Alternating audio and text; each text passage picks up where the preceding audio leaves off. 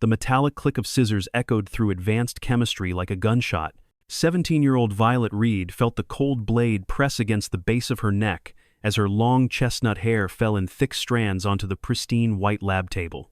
26 students watched in paralyzed silence as Colt Brennan, Elmwood Preparatory Academy's golden boy quarterback, held up the severed ponytail like a trophy. What he didn't know was that Violet Reed wasn't just another scholarship girl to intimidate. She was the daughter of Rebecca Reed, the investigative journalist who had been systematically exposing corruption in elite institutions for the past decade. And in exactly 47 minutes, Colt's world would begin crashing down in ways that would make national headlines and land 3 people in federal prison. But here's what makes this story different from every other bullying incident you've heard about. This wasn't random cruelty or teenage stupidity. This was a calculated attack on a girl who threatened everything Elmwood's power structure represented, and what happened next would expose a web of corruption, abuse, and cover-ups that had been protecting predators for over 15 years. If you've ever wondered what happens when the wrong person picks the wrong target, or if you've experienced that moment when silence becomes impossible and standing up becomes the only option, this story will hit different because sometimes the quiet ones aren't weak. Sometimes they're gathering evidence. Violet Reed had arrived at Elmwood Preparatory Academy on a gray September morning, her Honda Civic looking drastically out of place among the Tesla Model 1 Doe S sedans and BMW SUVs that dominated the student parking lot. The elite Massachusetts boarding school, with its $40,000 annual tuition and waiting lists, longer than most college applications, existed in a bubble of privilege that most Americans could barely imagine. Gothic stone buildings rose like monuments to generational wealth, their windows gleaming with the kind of perfection that only unlimited maintenance budgets could achieve. She walked through the mahogany-paneled hallways carrying a worn leather messenger bag her grandmother had given her. Past oil paintings of distinguished alumni who had gone on to run Fortune 500 companies, govern states, and shape national policy. The other students moved in carefully orchestrated social clusters, their conversations peppered with references to family vacation homes in the Hamptons, spring break trips to private islands, and summer internships that had been secured through phone calls rather than applications. Violet stood 5 feet 6 inches tall, with intelligent green eyes that seemed to catalog everything around her and shoulder-length chestnut hair that caught the light streaming through the stained glass windows. She wore simple clothes from Target and Old Navy, clean and well-maintained, but unmistakably different from the designer uniforms that surrounded her. Her acceptance to Elmwood had come through the school's much-publicized diversity initiative, a full scholarship that covered tuition, room, and board for academically exceptional students from lower-income families. What the student body didn't know was that Violet's mother, Rebecca Reed, had spent the better part of 3 years investigating Elmwood Preparatory Academy for a series of articles that would eventually appear in the Washington Post. Reports of systematic harassment, financial improprieties, and administrative cover-ups had been filtering out of the prestigious institution for years. But the families involved wielded enough influence to keep most stories buried. Rebecca had placed her daughter at Elmwood, not just for the educational opportunity, but as an inside source who could document the culture of abuse that outsiders could never access. Colt Brennan noticed the new girl immediately. Though not for the reasons most 17-year-old boys might notice an attractive classmate, at 6 feet 2 inches tall, with the broad shoulders of a varsity athlete and the casual confidence that came from 18 years of never hearing the word no, Colt possessed the kind of magnetic presence that naturally drew followers. His sandy blonde hair was always perfectly styled, his teeth were orthodontist straight and professionally whitened, and his blue eyes held the cold calculation of someone who had learned early that power was something you took, not something you earned. The Brennan family had been Elmwood royalty for 4 generations. Colt's great-grandfather had donated the money for the library. His grandfather's name was etched into the marble facade of the athletic center.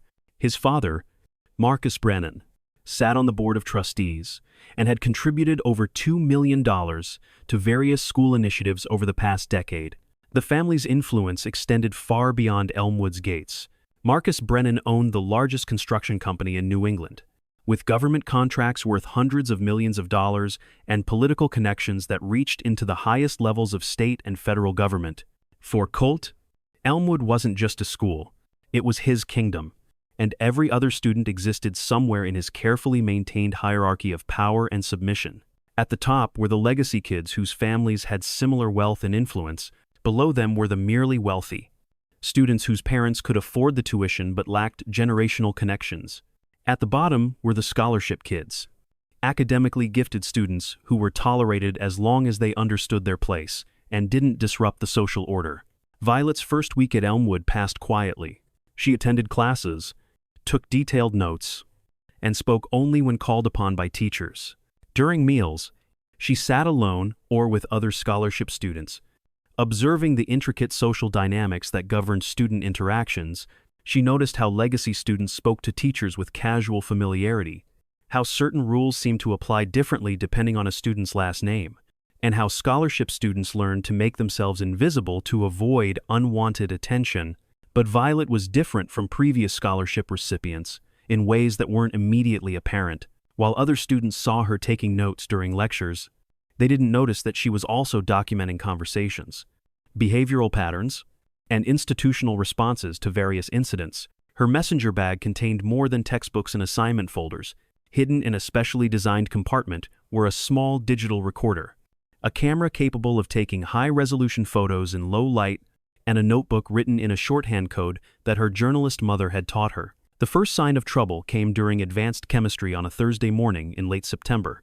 Violet had been assigned to a lab station next to Marcus Dalton and James Whitney, two members of Colt's inner circle who played on the lacrosse team and had never received a grade lower than B+ in their entire academic careers. The assignment involved a complex titration experiment that required precise measurements and careful attention to detail. Violet worked methodically, following the procedure exactly as outlined in their textbook and double-checking each calculation before proceeding to the next step. Her lab partners, meanwhile, spent most of the period discussing weekend plans and complaining about having to wake up before 10 a.m. for what Marcus referred to as pointless busy work that's beneath us anyway, when their experimental results came back significantly more accurate than those of the surrounding lab groups. Dr. Patricia Lawson, the chemistry teacher, made the mistake of praising Violet's technique in front of the entire class. "This is exactly the kind of methodical approach that produces reliable data," she announced, holding up their lab report as an example. "Miss Reed's calculations are textbook perfect." The praise was intended as encouragement, but in Elmwood's social ecosystem, it represented something far more dangerous. Violet had committed the cardinal sin of making legacy students look incompetent, and she had done it publicly, in front of a teacher who clearly didn't understand the unwritten rules that governed student interactions. Marcus and James exchanged glances that Violet pretended not to notice, but she made a mental note of their expressions and the way they whispered to each other when they thought she wasn't paying attention. After class, she observed them approach Colt Brennan's locker, engaging in a conversation that became increasingly animated as they gestured in her direction. That afternoon, Violet found her dormitory room had been searched by campus security. According to the official explanation, there had been reports of prohibited substances in her building, and random room inspections were standard procedure. However, the search had been unusually thorough, with her belongings arranged in ways that suggested someone had been looking for something specific rather than conducting a routine inspection. Her laptop remained untouched, as did the digital recorder and camera hidden in her messenger bag. But someone had definitely been through her personal items with considerable care. Whoever had conducted the search was smart enough to look for evidence of what she might be doing at Elmwood beyond attending classes, but not experienced enough to recognize the subtle signs that would reveal her true purpose. Violet documented the incident in her coded notebook and sent a carefully worded email to her mother using phrases that would sound like normal academic updates to anyone monitoring student communications, but which conveyed the message that her cover might be starting to slip. The second incident occurred the following week during lunch in the main dining hall. Violet was sitting with two other scholarship students, discussing their upcoming midterm exams, when Colt Brennan approached their table with his usual entourage of admirers and enablers. The dining hall conversation volume dropped noticeably as other students turned to watch what was clearly a planned confrontation. "Mind if we sit here?" Colt asked, though he was already pulling out a chair without waiting for an answer. His tone was friendly, almost charming, but Violet recognized the predatory calculation behind his smile. She had seen that same expression on the faces of politicians and corporate executives that her mother had interviewed over the years. the carefully practiced mask of someone who was used to getting what they wanted through intimidation, disguised as politeness. "Actually, we were just finishing," Violet replied calmly, starting to gather her belongings. But Colt's hand shot out and grabbed her wrist with just enough pressure to make his point without leaving visible marks. "Don't be rude," he said, his voice still pleasant but with an underlying edge that made several nearby students shift uncomfortably in their seats. "We're just trying to be friendly. You don't want people to think you're stuck up." "Do." Violet looked down at his hand on her wrist, then back up to meet his eyes directly. For a moment, the dining hall was completely silent except for the distant sound of kitchen staff cleaning dishes. When she spoke, her voice was steady and clear enough for everyone in the immediate area to hear. "I think there's been a misunderstanding," she said. "I don't mind friendly conversation, but I do mind being touched without permission. Could you please let go of my wrist?" The directness of her response clearly caught Colt off guard. Most students at Elmwood had learned to navigate his intimidation through indirect resistance or complete submission. Open defiance, especially from a scholarship student, was something he wasn't prepared for. His grip tightened slightly before he released her wrist, and his smile became noticeably less warm. "Of course," he said, "I wouldn't want to make you uncomfortable," but the way he emphasized the word uncomfortable made it clear that her comfort was exactly what he intended to target in the future. After they left, Violet's lunch companions were visibly shaken. "You can't talk to him like that," whispered Sarah Martinez, a scholarship student from California whose parents worked double shifts to supplement her financial aid package. "You don't understand how things work here. He could make your life impossible." But Violet was beginning to understand exactly how things worked at Elmwood, and that understanding was precisely what her mother had sent her to document. That evening, she spent 2 hours writing detailed notes about the confrontation, including descriptions of every student who had witnessed the interaction and their various reactions to what they had seen. The third escalation came during a school assembly the following Friday morning. The entire student body had gathered in the historic auditorium to hear a guest speaker discuss college applications and career planning. Violet sat in the section designated for junior students, several rows behind the seniors who occupied the premium seats near the stage. Halfway through the presentation, she noticed paper airplanes landing near her feet. At first, she assumed they were random pranks, the kind of juvenile behavior that even elite students occasionally indulged in during boring assemblies. But when she unfolded one of the papers, she found a hand-drawn cartoon depicting a stick figure with long hair being pushed off a cliff by a figure wearing a football jersey. The caption read, "Know your place." More paper airplanes followed throughout the presentation, each containing increasingly explicit threats and derogatory comments about scholarship students in general, and Violet in particular. The messages were written in different handwritings, suggesting a coordinated effort involving multiple students. Several contained detailed descriptions of what would happen to uppity scholarship bitches who don't learn to stay quiet. Violet collected each paper airplane systematically, folding them carefully and placing them in her messenger bag. She noted which direction they had come from and which students were in positions to have thrown them. Most importantly, she observed that several teachers and administrators had noticed the paper airplanes but had chosen to ignore them rather than investigate or intervene. After the assembly, she approached Dean Harold Morrison, the administrator responsible for student discipline, and reported the incident with several of the paper airplanes as evidence. Dean Morrison, a thin man in his 50s with nervous eyes and the pallor of someone who spent too much time in administrative offices, examined the papers with obvious discomfort. "These are certainly inappropriate," he admitted, "but it's difficult to determine who might have sent them. Anonymous pranks are unfortunately common during assemblies, and without witnesses or clear evidence of who was responsible, there's not much we can do beyond reminding students about proper behavior expectations." Violet nodded politely, but she made careful note of his response and the way his eyes had darted toward the section where Colt Brennan and his friends had been sitting during the assembly. Dean Morrison knew exactly who was responsible for the harassment, but his institutional priorities clearly lay with protecting influential families rather than ensuring student safety.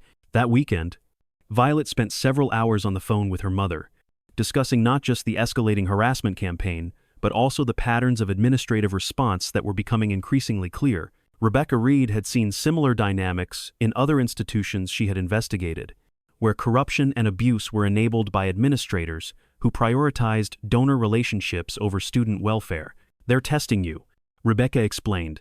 "Each incident is designed to gauge your response and see how far they can push before you break or give them an excuse to escalate further. But they're also revealing their methods and their protection mechanisms. Document everything. But be smart about it.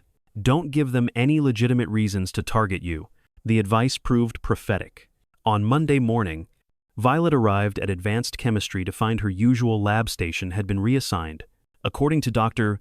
Lawson, there had been complaints about partnership compatibility issues, and the lab groups were being reshuffled for the remainder of the semester. Violet's new lab partners were Jessica Hunt and Amanda Price, two legacy students who made no effort to hide their resentment at being stuck with the scholarship girl. The lab assignment that day involved synthesizing aspirin from salicylic acid, a procedure that required careful temperature control and precise timing. Violet followed the instructions methodically, but her new lab partners seemed more interested in sabotaging the experiment than completing it successfully. Jessica accidentally knocked over a beaker of distilled water, flooding their work area and requiring them to start over. Amanda consistently misread measurements, forcing Violet to double-check every calculation and repeat several steps. By the time class ended, their group was the only one that hadn't successfully completed the synthesis. Dr. Lawson marked them down for incomplete work, noting in her gradebook that group coordination issues had prevented them from finishing the assignment on time. After class, Jessica approached Violet with a smile that didn't reach her eyes. "I hope you're not upset about today," she said. "Sometimes it takes time for lab groups to find their rhythm.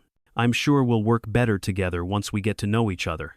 But the tone of her voice made it clear that improved cooperation wasn't part of the plan. Jessica and Amanda had been assigned to ensure that Violet's academic performance suffered, giving the administration legitimate grounds to question her scholarship status if necessary. The harassment campaign intensified over the following weeks, taking forms that were increasingly sophisticated and harder to document. Violet's homework assignments disappeared from her locker, forcing her to redo hours of work or accept late penalties. Her laptop experienced mysterious technical problems that required multiple trips to the technology support office. Her dormitory room was subjected to repeated random searches that left her belongings disorganized and her study materials scattered. Most insidiously, rumors began circulating about her background and her reasons for being at Elmwood. Some students whispered that she had lied on her scholarship application, inflating her family's financial hardship to gain sympathy from admissions committees. Others suggested that she was secretly recording conversations and taking photos of other students for blackmail purposes. The rumors were crafted with enough plausibility to seem credible while being impossible to definitively disprove. They poisoned the social environment around Violet, making other scholarship students afraid to associate with her and giving legacy students additional justification for their treatment of her. But Colt Brennan had underestimated his target in fundamental ways. Violet had grown up watching her mother navigate hostile environments filled with powerful people who wanted to silence her reporting. She understood that harassment campaigns were designed to isolate victims and make them doubt their own perceptions of reality. More importantly, she recognized that every escalation revealed more information about the systems and relationships that enabled institutional abuse. Each incident was carefully documented, not just for its immediate impact, but for what it revealed about the broader patterns of behavior at Elmwood. The paper airplane messages showed coordination between multiple students and administrative indifference to documented harassment. The lab partner reassignments revealed how academic sabotage could be disguised as routine administrative decisions. The dormitory searches demonstrated how institutional authority could be weaponized against targeted students. By mid-October, Violet had compiled enough evidence to support several potential news articles about systematic harassment and administrative cover-ups at Elmwood Preparatory Academy. But her mother had taught her that the most powerful stories came from exposing not just individual incidents of abuse, but the institutional structures that protected abusers and silenced their victims. The breakthrough came during a chance encounter in the school library on a Thursday afternoon. Violet was researching her American History term paper when she overheard a conversation between two senior students discussing their college application strategies.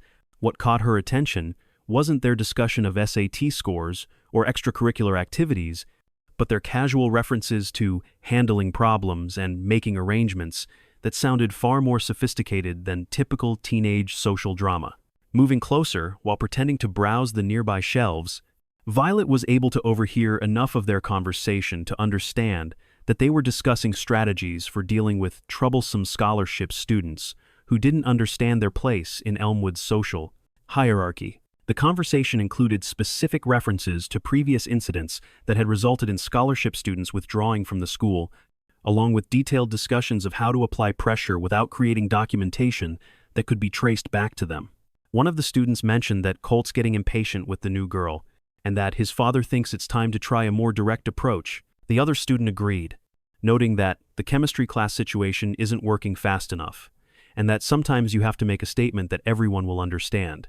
Violet remained hidden behind the book stacks until the students left, then immediately made detailed notes about everything she had overheard.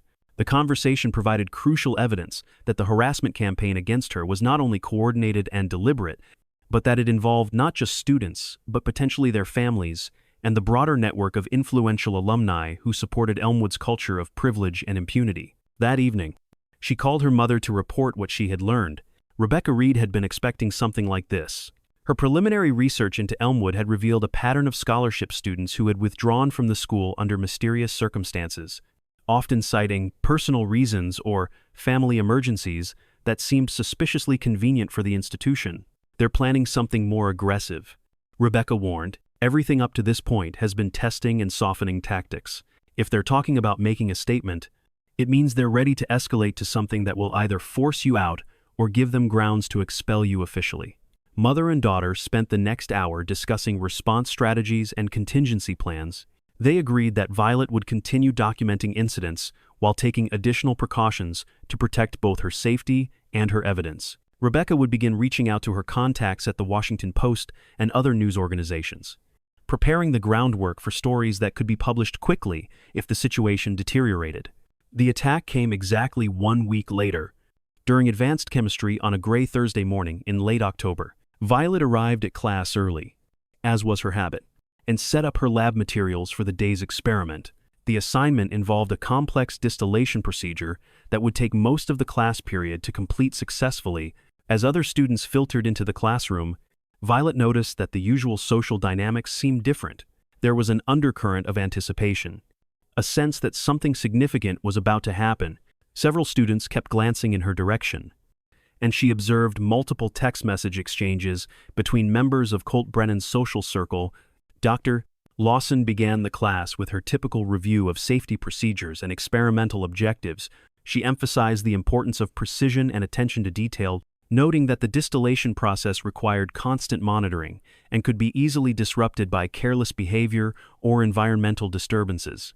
15 minutes into the experiment, as Violet was carefully monitoring the temperature of her heating apparatus, she felt someone moving behind her lab station. She assumed it was Dr. Lawson making her routine safety inspection, but when she turned around, she found Colt Brennan standing directly behind her chair with a pair of scissors from the supply cabinet. Before she could react or call for help, Colt grabbed her ponytail and sliced through it with quick, deliberate movements. The scissors made a metallic scraping sound as they cut through her hair, and she felt the sudden lightness as several inches of chestnut-brown locks fell onto the white surface of her lab table. The entire classroom fell silent except for the bubbling of various experimental apparatus and the ventilation system cycling in the background. 26 students stared at the scene in shock, several reaching for their phones to record what was happening. Dr. Lawson, who had been helping another student across the room, turned around to see Colt standing behind Violet's chair with scissors in one hand and her severed ponytail in the other. For a moment that seemed to stretch for several minutes, nobody moved or spoke. Violet sat completely still, her hands slowly reaching up to touch the back of her neck where her hair had been cut in a jagged, uneven line. Colt stood behind her with an expression of triumphant satisfaction, as if he had just accomplished something significant and worthy of admiration. Then Violet stood up, turned around to face him directly, and spoke in a voice that was steady and clear enough for everyone in the classroom to hear perfectly. "Thank you," she said. "You just gave me exactly what I needed." The confusion on Colt's face was immediately apparent. This wasn't the reaction he had expected or planned for. Scholarship students were supposed to cry, or run away, or break down in humiliation that would serve as a warning to others about the consequences of challenging Elmwood's social order. But Violet reached into her messenger bag and pulled out her cell phone, which had been recording audio throughout the entire class period. She held it up so that everyone could see the active recording indicator, then calmly announced that she had documented not just the assault itself, but the conversations and planning that had led up to it.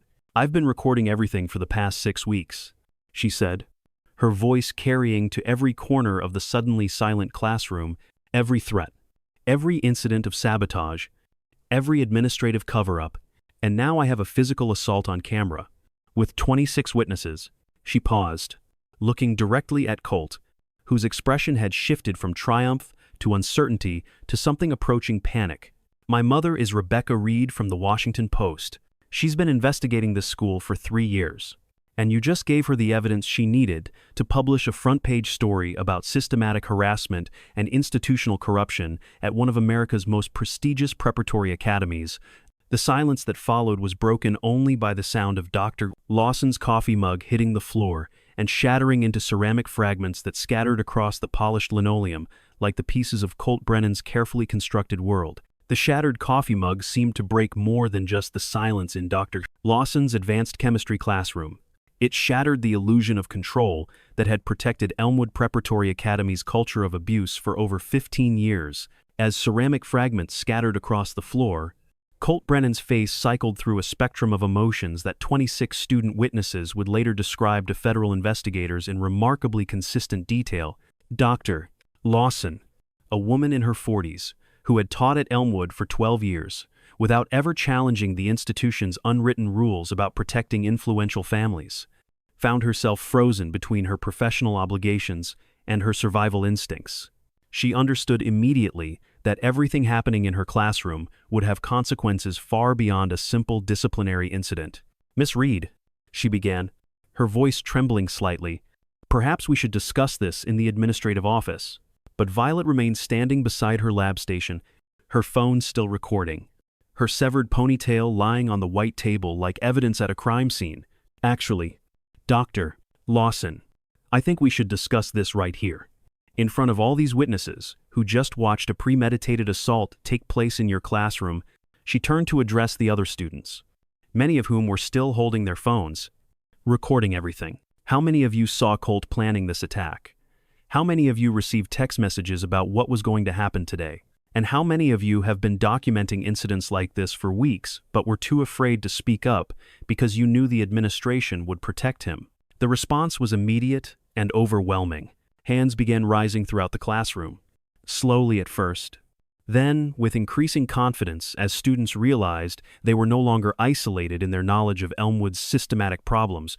Sara Martinez, the scholarship student who had warned Violet about challenging Colt, stood up and pulled out her own phone. "I have recordings too," she said, her voice growing stronger with each word. "Conversations in the dormitory about targeting scholarship students, text messages about coordinated harassment campaigns, photos of vandalized property that was never investigated." Jessica Hunt, one of the legacy students who had been sabotaging Violet's lab work, looked pale and increasingly panicked. "This is getting out of hand," she whispered to Amanda Price. "We need to call our parents." But Violet had anticipated this response. "Your parents can't help you now," she said calmly, "because this isn't just about individual incidents of harassment. This is about a systematic pattern of institutional corruption that involves board members, administrators, and influential families who have been covering up criminal behavior for years."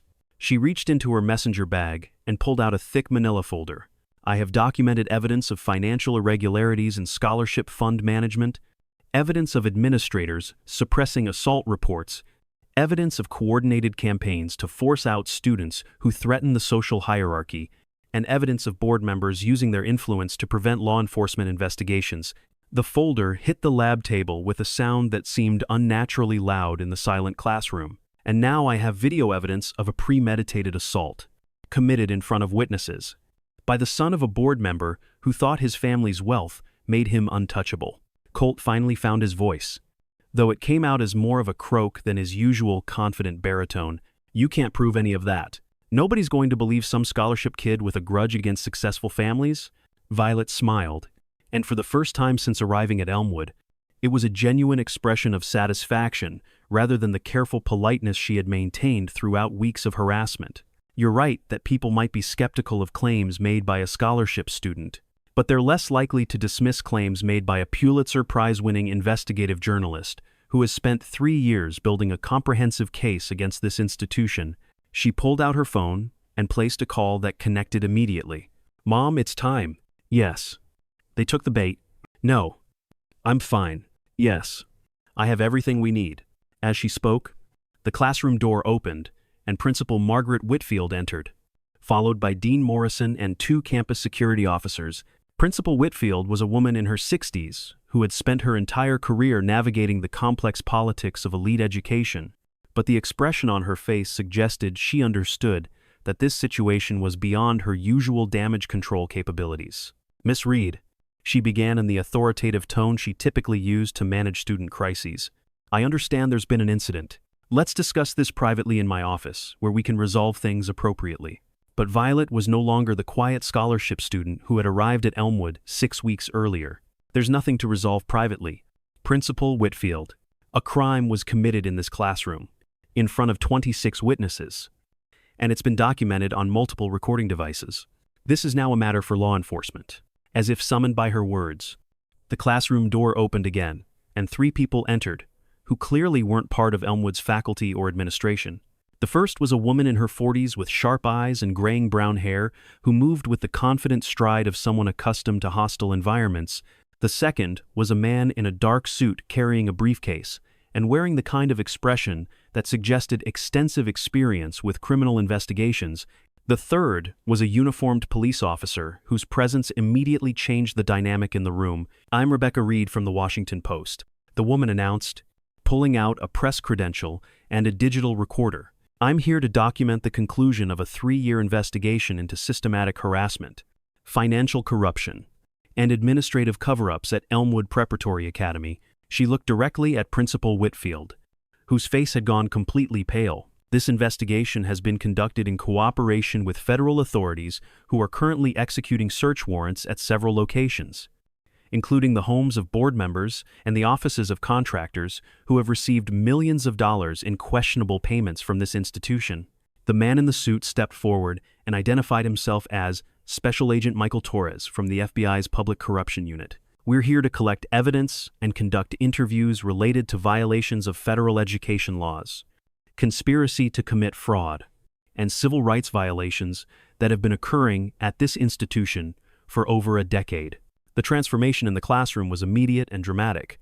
Students who had been recording the confrontation between Violet and Colt suddenly found themselves potential witnesses in a federal investigation. Faculty members who had spent years ignoring obvious signs of systematic abuse realized they could face personal legal consequences for their complicity. Administrative officials who had prioritized donor relationships over student safety understood that their careers were effectively over. Colt Brennan, who had begun the morning believing himself untouchable due to his family's wealth and influence, found himself being read his rights by a federal agent while his classmates recorded his arrest on their smartphones. The scissors he had used to cut Violet's hair were bagged as evidence, along with the severed ponytail that would later be tested for DNA evidence to establish the assault. "This is insane," he protested as handcuffs were placed on his wrists. "My father will have all of you fired. Do you know how much money my family has donated to this school? Do you know who we are?" Agent Torres paused in his arrest procedure to look directly at Colte. "We know exactly who your family is. Mr. Brennan, your father's construction company is currently under investigation for bid rigging on federal contracts worth over $200 million. Your mother's charitable foundation is being audited for tax fraud, and you are being charged with assault, conspiracy to commit civil rights violations, and participation in a pattern of harassment that violates federal education laws." The cascade of consequences that followed moved with the swift efficiency of a well-coordinated federal operation. Within 2 hours, Elmwood Preparatory Academy was swarming with FBI agents, IRS investigators, and Department of Education officials who had been preparing for this moment for months.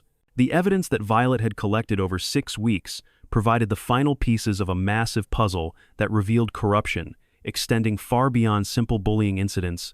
The financial investigation uncovered a sophisticated embezzlement scheme in which scholarship funds had been systematically diverted to pay for personal expenses of board members and their families. The civil rights investigation revealed a pattern of harassment, specifically targeting students from lower-income families, students of color, and students whose academic performance threatened the social hierarchy. The educational fraud investigation exposed systematic grade manipulation, fraudulent college recommendations, and admission bribes that had been disguised as charitable donations. By 6 p.m. that evening, Colt Brennan was in federal custody, facing charges that carried potential sentences of up to 20 years in prison. His father, Marcus Brennan, had been arrested at his corporate headquarters on charges related to the broader corruption investigation. Principal Whitfield had been suspended pending the completion of the federal investigation, and Dean Morrison had retained a criminal defense attorney. The story broke on the front page of the Washington Post the following morning under the headline, "Elite School's Culture of Corruption Exposed by Undercover Student Investigation."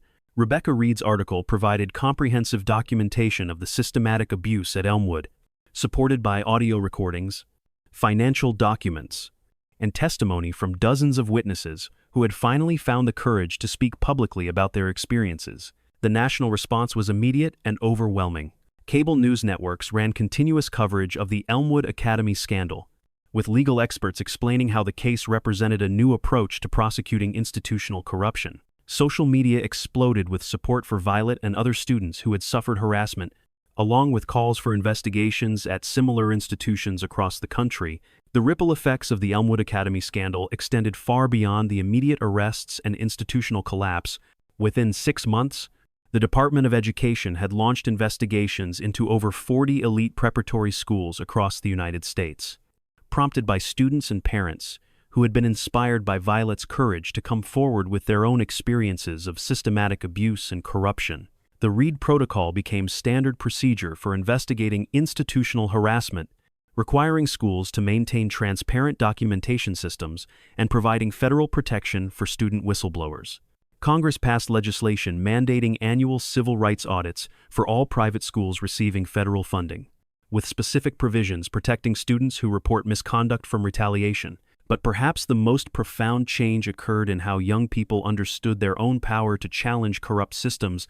Social media platforms exploded with the hashtag Reed Effect, as students shared stories of confronting bullies, documenting harassment, and demanding accountability from administrators who had previously seemed untouchable. Teen magazines featured Violet on their covers, not as a victim who had survived trauma, but as a young woman who had strategically dismantled an entire network of institutional corruption. 2 years after the Elmwood scandal, Violet received an invitation that would have seemed impossible during her weeks of harassment at the academy.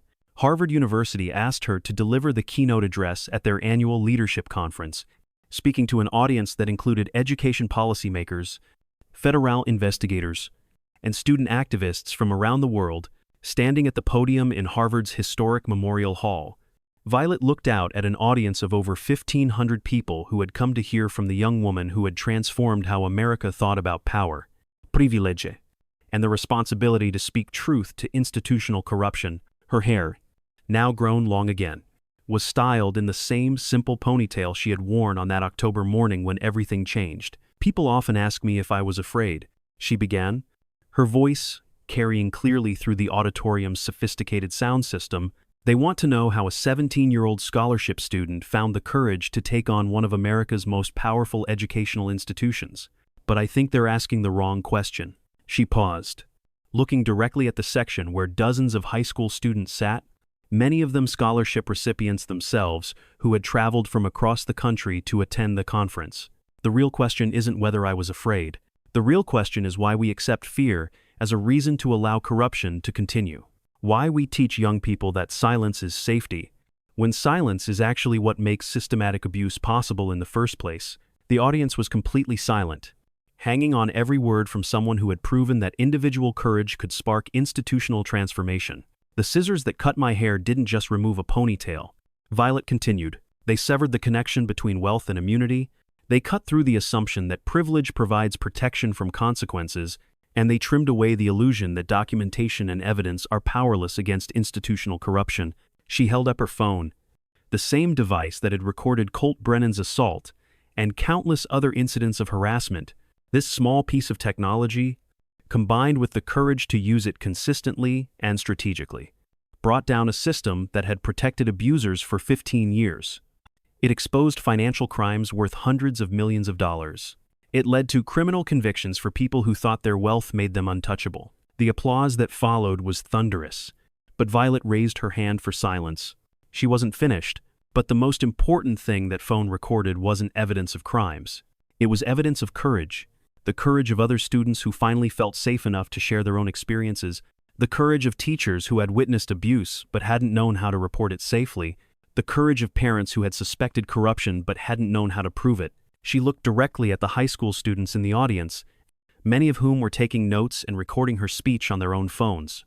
If you take nothing else from this story, remember this: documentation is protection. Evidence is empowerment. And sometimes the most radical thing you can do is simply refuse to let powerful people operate in darkness. The standing ovation lasted for over 3 minutes. But the real measure of Violet's impact could be seen in the faces of young people throughout the audience who were already planning their own investigations, preparing their own documentation, and finding their own courage to challenge systems that seemed too powerful to confront. 5 years later, investigative journalism programs across the country would report unprecedented enrollment from students who cited Violet Reed as their inspiration. Federal education officials would credit the post-Elmwood reforms with preventing dozens of potential corruption scandals, and somewhere in America, another 17-year-old student would pick up a phone to record evidence of systematic abuse, knowing that one person with enough courage and documentation could change everything. The quiet ones are often the most dangerous to corruption, because they're not gathering weakness in their silence. They're gathering strength, gathering evidence, and gathering the resolve to ensure that truth finally has its day in court. 3 months later, Colt Brennan pled guilty to federal assault and conspiracy charges in exchange for a reduced sentence of 5 years in federal prison. His father received a 15-year sentence for fraud and conspiracy. Elmwood Preparatory Academy lost its accreditation and was forced to close permanently, with its assets being liquidated to pay restitution to victims of the various fraud schemes. But the most significant change was cultural, rather than legal. Violet's courage in documenting and exposing systematic abuse inspired similar investigations at elite institutions across the country. The Elmwood Standard became shorthand for the kind of thorough investigation needed to expose institutional corruption, and pulling a Violet Reed became slang for students who refused to accept abuse from privileged classmates. Violet herself transferred to a public high school in Massachusetts, where she finished her senior year with distinction. She was accepted to Harvard University with a full scholarship, not as a charity case to be tolerated, but as a young woman who had demonstrated extraordinary courage and investigative skills. Her college application essay, titled "The Power of Documentation," became required reading in several journalism programs.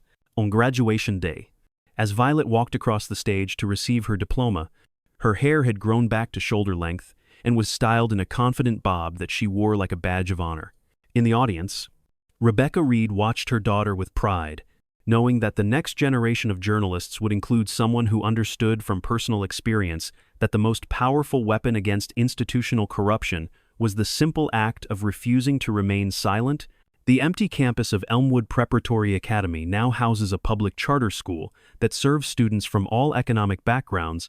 A plaque in the main hallway honors the courage of students who spoke truth to power, and scholarship programs funded by the liquidated assets ensure that academic excellence, rather than family wealth, determines educational opportunity. Sometimes, the quiet ones aren't gathering weakness.